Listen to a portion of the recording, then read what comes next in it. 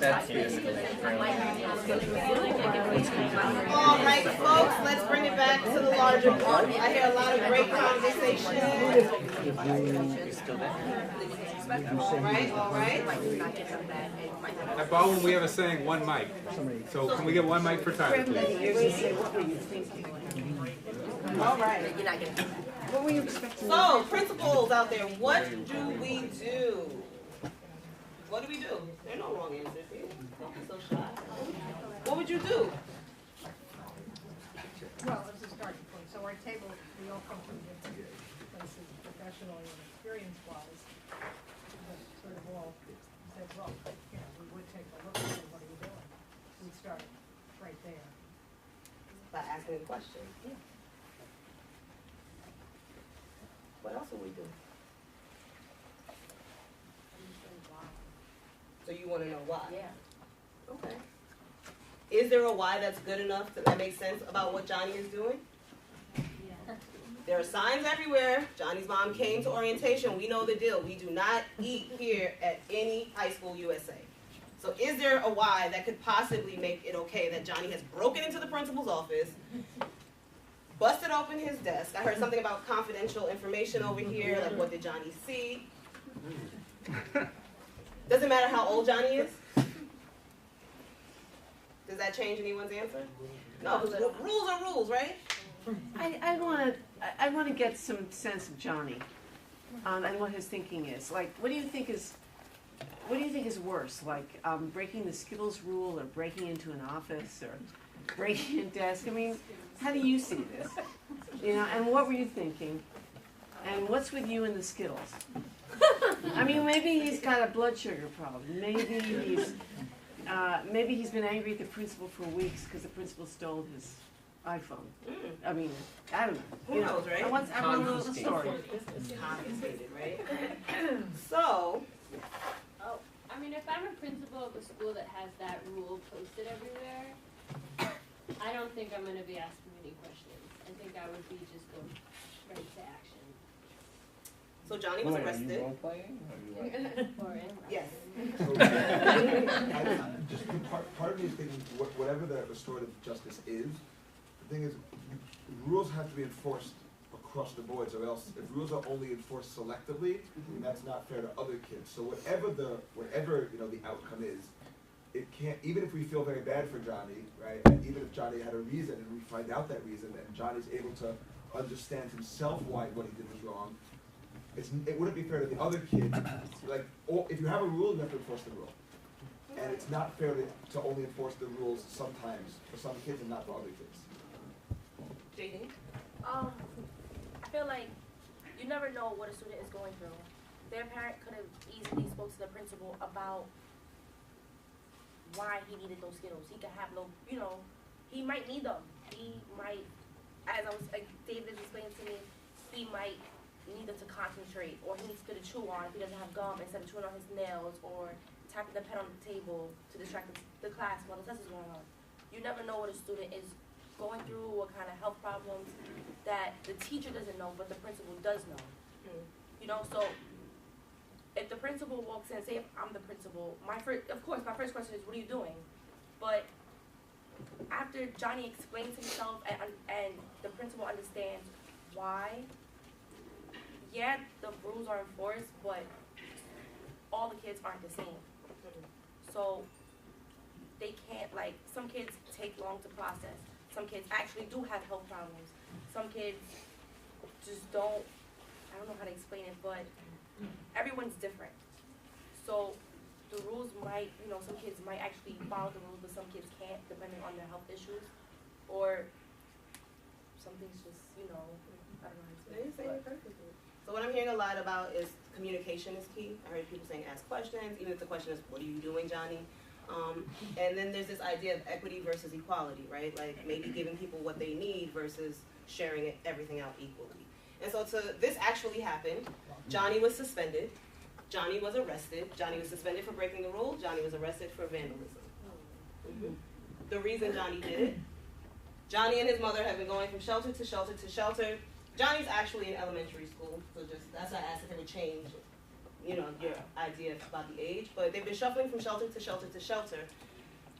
Mom finally got a job, and so this is the first day that Johnny will not have mom at home when he gets home, won't have mom to come drop lunch off or see him during the day, and so he has separation issues. They've been going through a lot. So with her last dollar in her pocket that morning on her way to school, she bought him a pack of Skittles and said, as long as you keep these with you, I will be with you all day. And so this is the background info, and I don't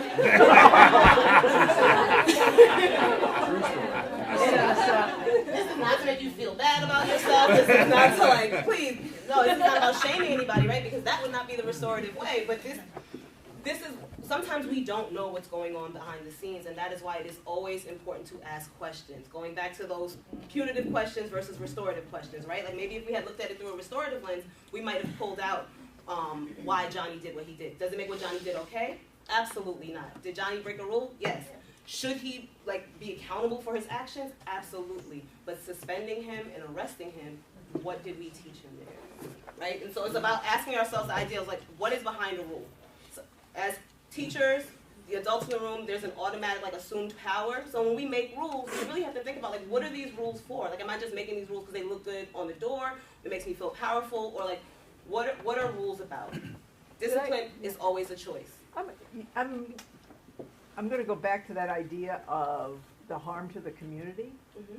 So how do you guys think about that when a rule is broken in terms of the harm? Because there, a lot of people think about rules as rules, you know, and there'd be students that feel that way too sometimes, don't they? Well, I mean, I'm interested in how you think about that balance of the harm to the community and how that would be restored in this circumstance, which I. Yeah, I mean, I think the true story, Johnny's in elementary school, and so it's a little bit, perhaps a little bit different than how a high school might respond to that. The rule doesn't say what the consequence is. So he broke a rule. I don't think there would be disagreement on anyone's part. Broke a rule, damaged property. You know, you can list the things that he did. The response can teach. It will teach automatically, no matter what the response is, Sure. right? And so arrest and suspension teaches something. So would having a conversation, connecting Johnny to a community, involving a parent, asking Johnny, how can you repair the community? Asking those questions about who else was harmed. Because even acts that might feel private have a very public implication. Yeah. And so, again, rules don't have consequences automatically assigned to them typically. And I think he would be the first one to say I broke a rule. He knows he broke a rule. That's not the hard part of that conversation. The hard part is getting him to open up about why and how is he going to repair. But going through all of that, he's a kid, you know, he, you know, no skills. We all know that story.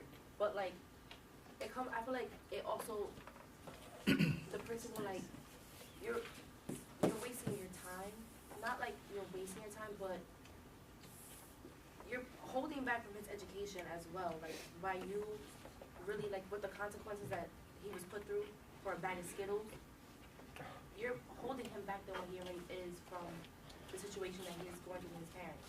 So you're wasting his time, his mom's time, and your own time to go through all of that when all of that could have been discussed if you would have just asked questions instead of just going straight forward because he broke the rule. Agreed. So this is hard stuff, right? You want to make sure you're making the right decision, that everybody's winning, everybody's getting something from the situation. There's no necessarily right or wrong answer, but it's just about being open to the possibilities. As Brady said, yes, we broke a rule, but even in the Blue Book, right? You guys have seen the Blue Book discipline code. Even when you break or there's an infraction, there's a list of options. There are always it's usually A through I think M is expulsion, and A is something as simple as a conversation. Somehow in schools, though, we got the idea that if I'm opening this Blue Book, I'm just looking for the principal suspension line, and that is the only response. It's about being open to different ideas and making sure that whatever the consequences, it fits the infraction, and that the student is truly learning whatever it is that you want them to learn from the situation. Another question? I have a question, yeah, about this. I'm I'm thinking about transparency and the fairness part. Like, I get that you could get Johnny to, find together through conversation to find a reasonable consequence that makes sense for him, that helps him learn. How do you, with the community, keep up this rapport around fairness without totally divulging Johnny's situation, right, and his personal life and his, I guess you could say, well, those Skittles meant a lot to him, but like, I'd be like, well, my skills mean a lot to me, like, lots of things mean a lot to me. And you're absolutely, he wasn't eating them, but you're absolutely right. So even at the James Baldwin School where things go wrong that we may handle privately, we have spaces where students can make public apologies, right? So like we have town meeting spaces, and so sometimes there's a part of our town meeting that's announcements, appreciations, and apologies. And it gives people the space to apologize for anything that may have gone wrong. So we've had situations where students maybe did something after school, word got around, but they can stand in front of their peers and apologize for what happened, take ownership of it, and acknowledge how it may have impacted the community. So there are ways, like sometimes it may be more than one intervention, right? Like it may not be just the circle or just the peer mediation. It might be a combination of things. But what if the child doesn't decide to apologize? I mean, what if I see you with your phone, and no phones in school, I take your phone. I see another kid, and he's homeless, and I don't take his phone because he's got a situation going on. But now this first kid says that's not fair. So, great, if the second kid chooses to tell the community, what if he doesn't choose to tell the community? So now, how am I going to answer these other kids without divulging that this child has this thing going on? Like, how am I going to, I don't want to, what if the child doesn't choose to tell the community? So then other kids are going to just keep saying that's not fair. So How do you want to answer that? You want to go for it? Can I try? Sure. So, because what you all have been thinking about is, well, first of all, the idea of fair is getting what you need, right?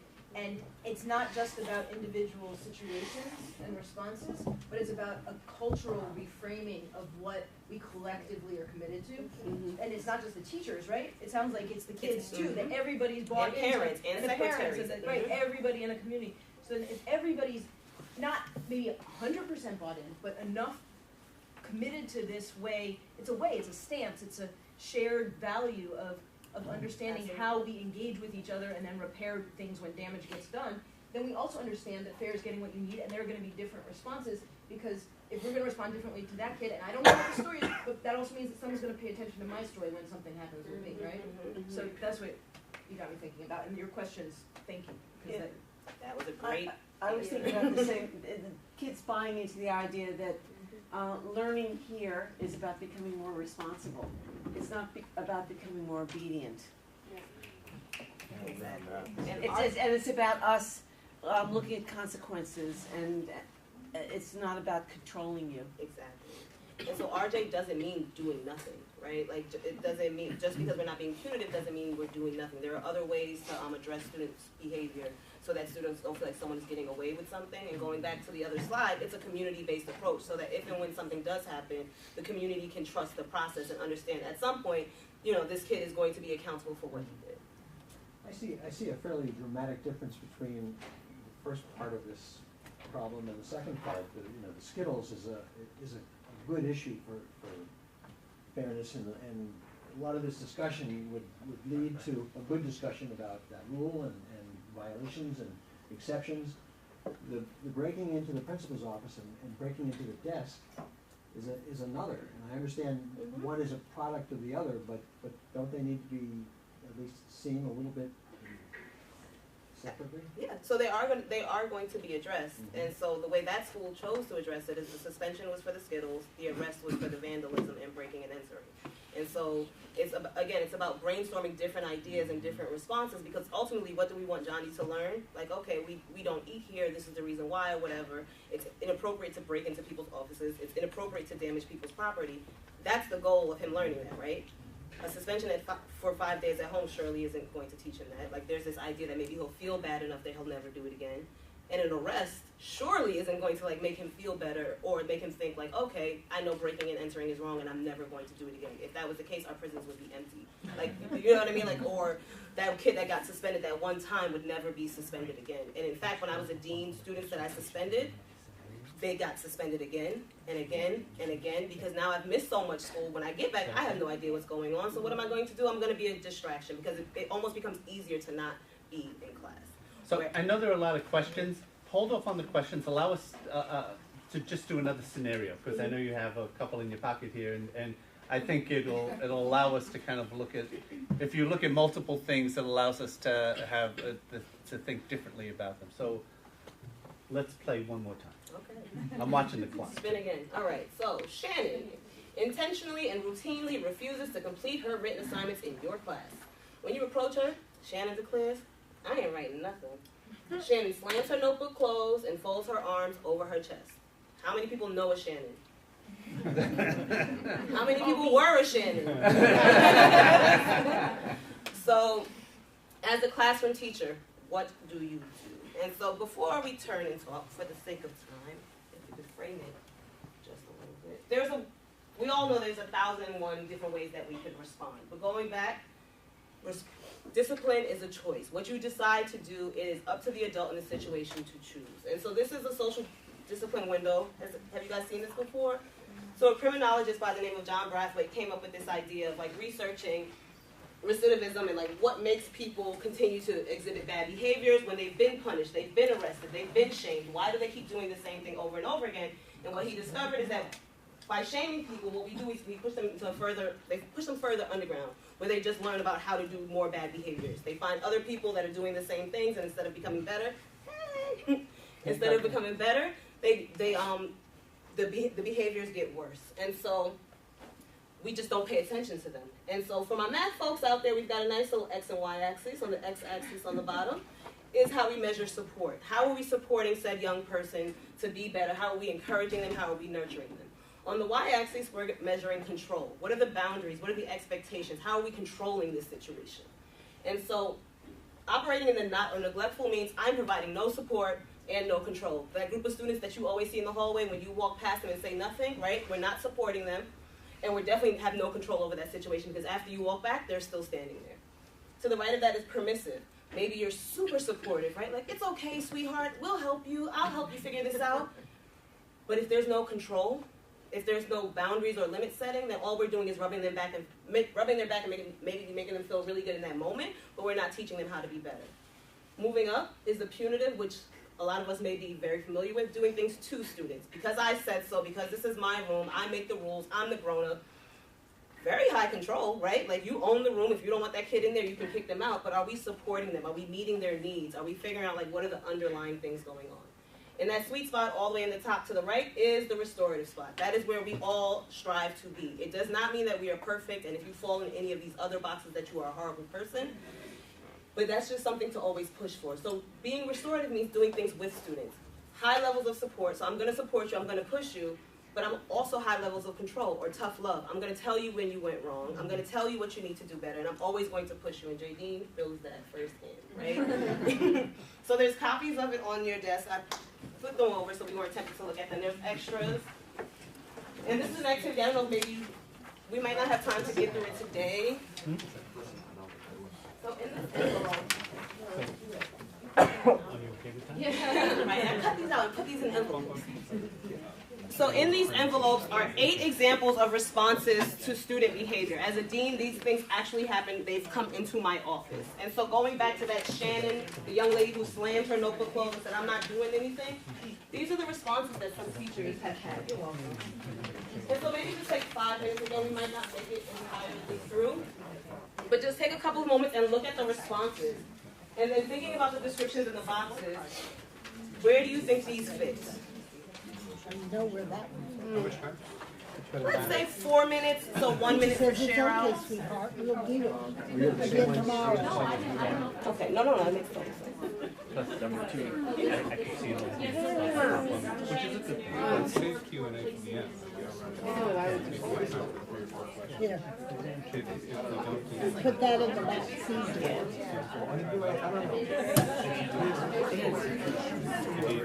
I haven't seen mine. Yeah.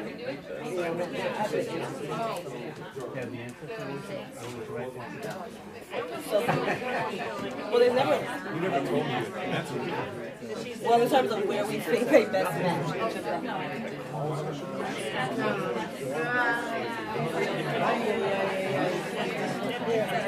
Teacher continues to teach the lesson and how he And she rolls her eyes, and Yes. the teacher gets irritated. So what would our, Which one matches? the closest one to mine, because I see exactly I mine. would ask them to teacher writes a quick post-it note and gives it to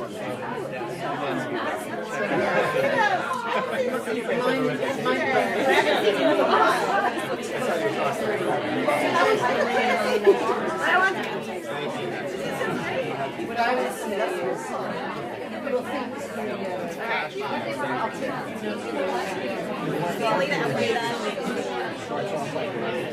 All right, folks. But I want to get. All right, clap once if you can hear me. Clap twice. Clap 3 times if you can hear me. All right. So I know that was a super speed round. We want to be respectful of time. I'll leave these here for you to play with so you can continue this conversation.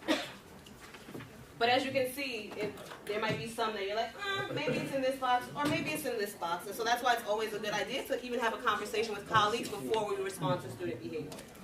So yes, there is an answer key or a recommended answer key. I'll just flash it really quick. Oh, and then it's gone.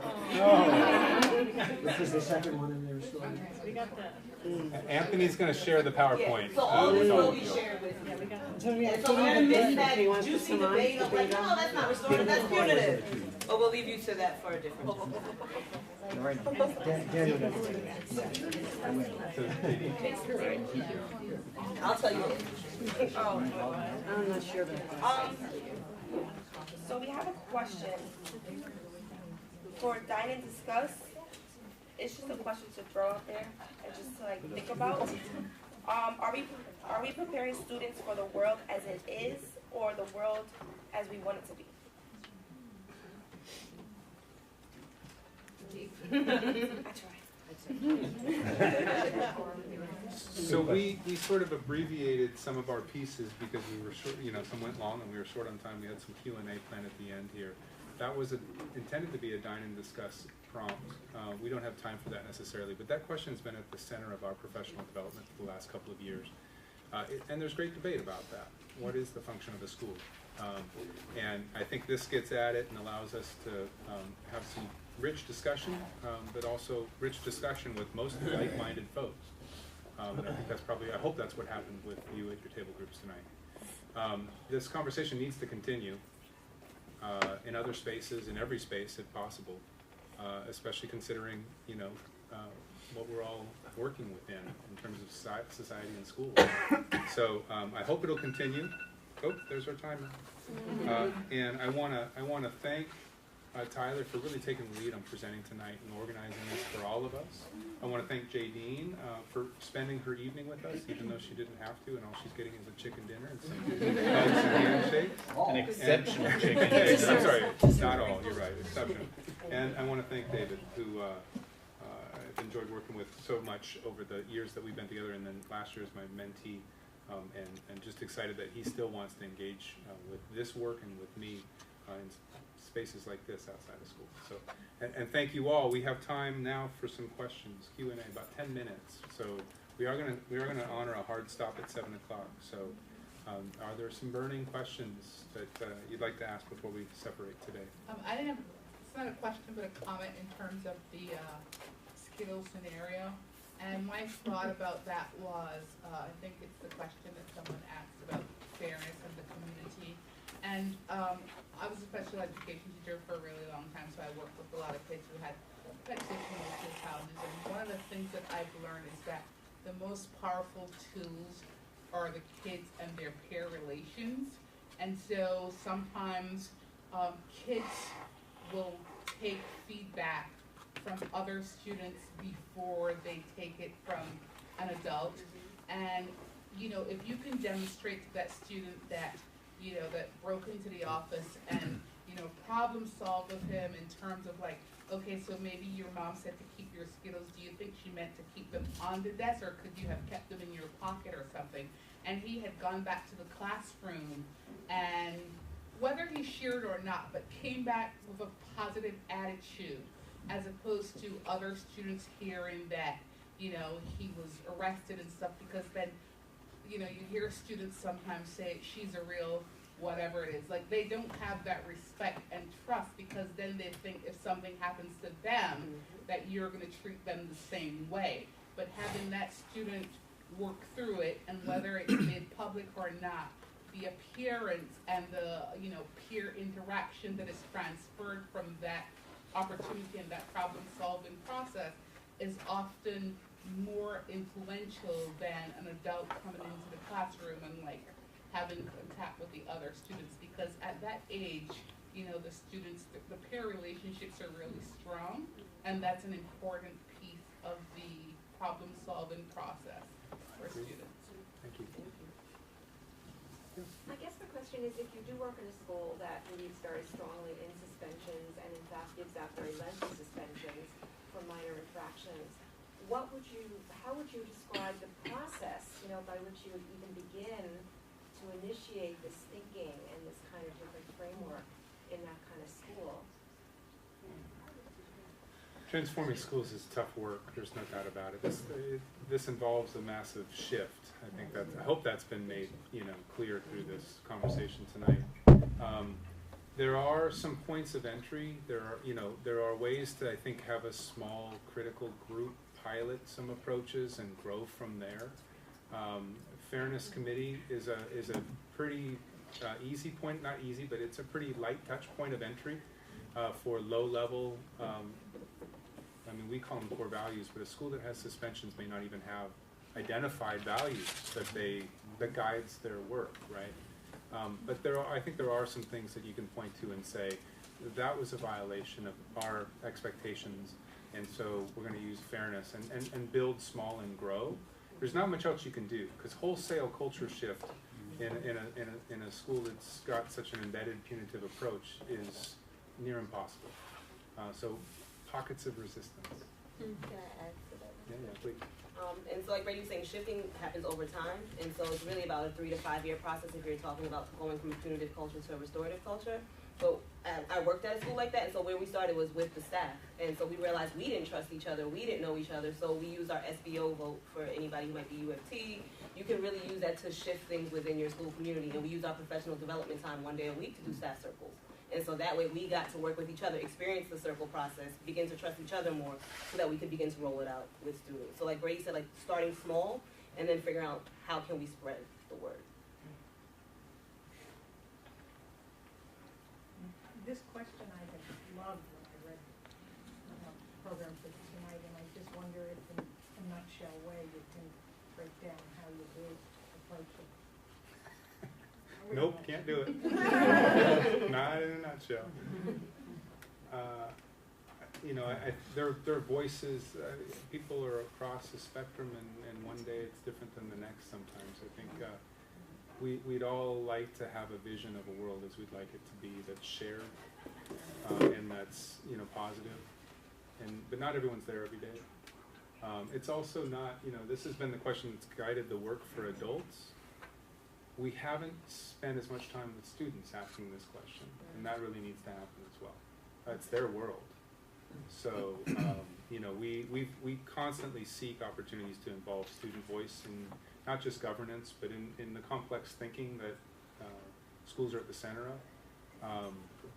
We have, as a transfer high school, our students are with us for a short period of time, too. That's a blessing and a curse. I mean, we love them when we have them. We have them for 3 terms or 4 terms, sometimes less. And so the acculturation becomes really, really challenging and really important.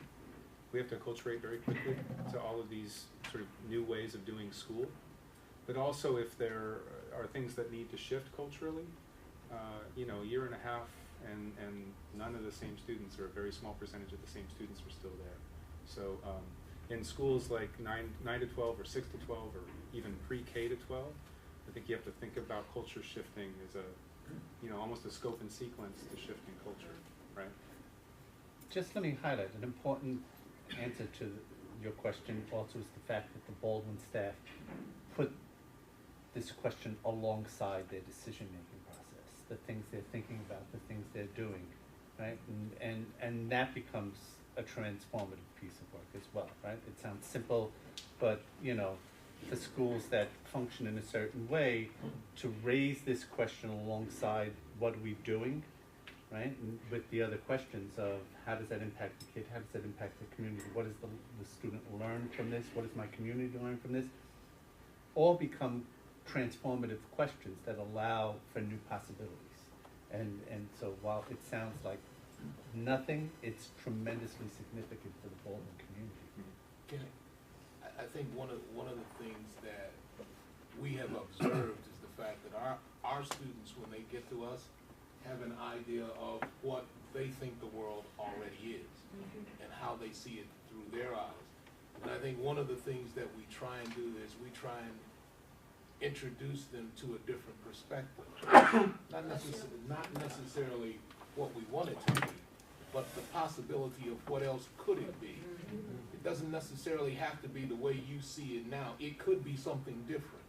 And our goal is to help you figure out what that could be is and how you fit into it. And that's one of the things that takes time for us. One of the things I love about restorative justice in terms of the could be, I think it changes the idea of accountability. Like the story of the Skittles, so many systems and people failed that kid before that moment that he's then supposed to be accountable in a way that's isolating as opposed to taking responsibility in a way that's empowering. And one of the things I love about it the most is it forces the people that are maybe have more power to decide the decision. It forces us to take a breath.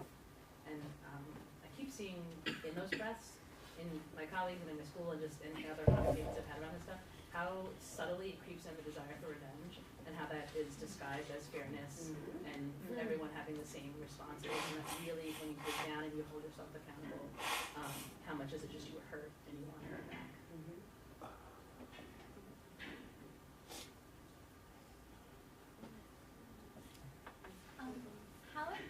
How and in what ways does your staff have like opportunities to reflect and strengthen their practices in just ways that they're responding to, like if you're the teacher in the classroom responding to what happened, to honestly like collaborate with their fellow colleagues on these issues?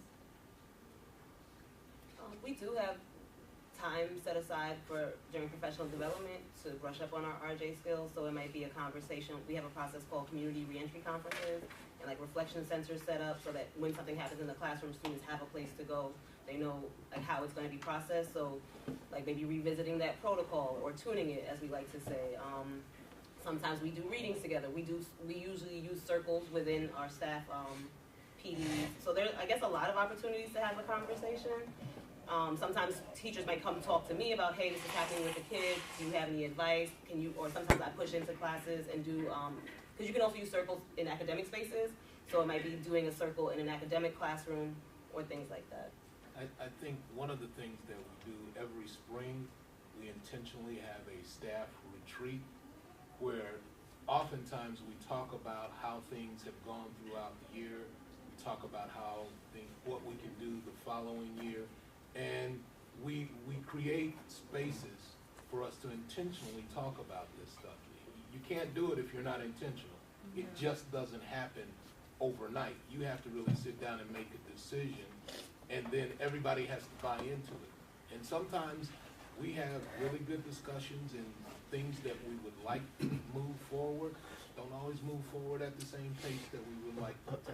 Sometimes we have to go back, look at it again, but I think our goal is always, one of the things that we say in our staff meetings is always assume best intentions. And so that's one of the ground rules that the staff takes. If we're going to discuss something, assume best intentions, because our goal is to help our students. Our goal is to be transformative for our students. And like Brady said, they're not with us for a long time. So we have to move quickly. So we have to do everything intentionally. And we have to try and get consensus and agree on it and then move forward. We're not experts, but thank you for helping us get better. So let's thank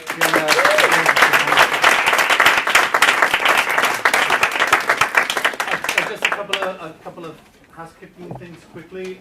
One is we'll get you the PowerPoint, the complete PowerPoint, so you can have that to peruse.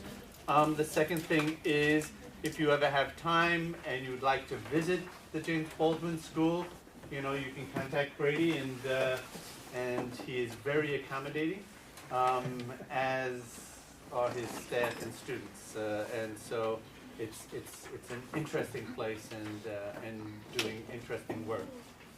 And I think one of the things that was surfaced here is the idea that the school creates the context for these things to happen, right? So without that context, this work doesn't happen. And without this question in your head, right, we tend to perpetuate what is.